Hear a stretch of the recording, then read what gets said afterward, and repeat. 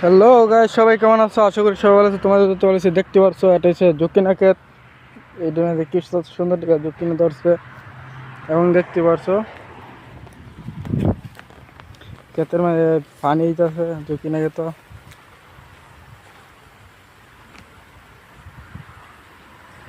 দেখতে পাচ্ছ কত সুন্দরভাবে জকিনা যাচ্ছে এবং এই জকিনা অনেক দিন তোলা যায়।